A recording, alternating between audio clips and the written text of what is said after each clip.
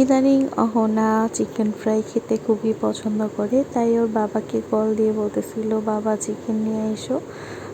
তো মেয়ে যেহেতু বলেছে বাবা তো এনে দিবেই, তো এখানে ওর বাবা রাত্রেবেলা ওর জন্য চিকেন ফ্রাই নিয়ে আসছিল। আর এই যে দেখেন মেয়ের জন্য কয়েকটা পুতুলও নিয়ে আসছে। এটা কিন্তু অহনার খুবই পছন্দ হয়েছে। আর অহনা এই পুতুলগুলোকে দেখে বলতেছিল এটা হাতি, এটা হচ্ছে কুকুর।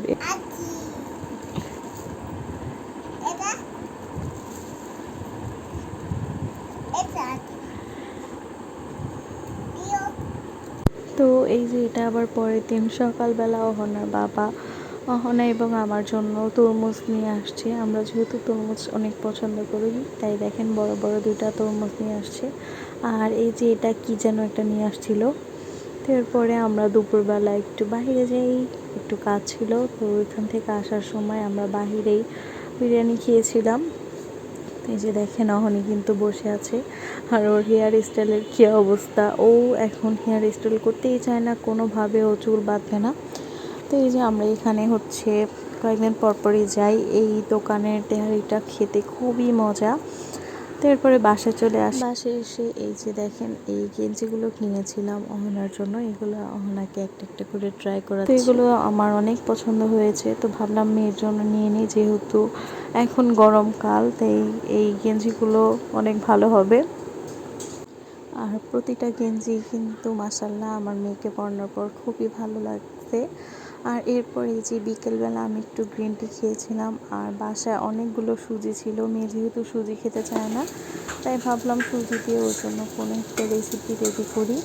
তো এখানে এই যে আমি সুজি দিয়ে পাকোড়ার মতো বানিয়ে দিচ্ছিলাম। আর এটা খেতে কিন্তু খুবই ভালো লাগছিল।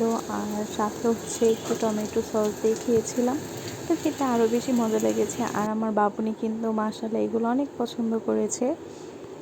যে বাচ্চারা কোনো কিছু খেতে চায় না, আমি মনে করি এরকম এক এক ধরনের রেসিপি বানিয়ে দিলে বাচ্চাদেরকে আর কি খাওয়ানো যায়। এই যে দেখেন আমার মেয়ে সস দিয়ে তারপর খাচ্ছে। ও আসলে খাক বা না খাক, ওর সামনে কোনো কিছু যদি বানিয়ে দিই, ও একটু মুখে দিলে ওইটাই আমার কাছে অনেক শান্তি লাগে। তো সবাই মাশাআল্লাহ বলবেন। শুরুতেই তো বলেছি মেয়ে এখন চিকেন ফ্রাই খেতে মোটামুটি ভালোবাসে। তো ও আমাকে বলতেছিল আম্মু এগুলো কি জিলাপি নাকি চিকেন ফ্রাই, তো এরকম করে খাচ্ছিল আর জিজ্ঞেস করছিল।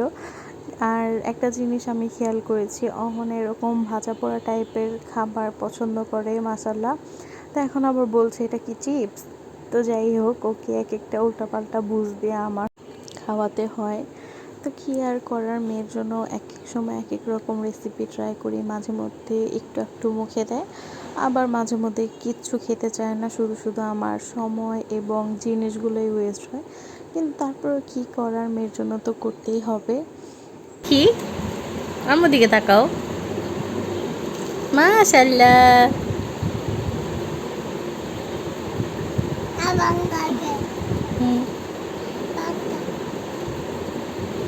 ক্ষমা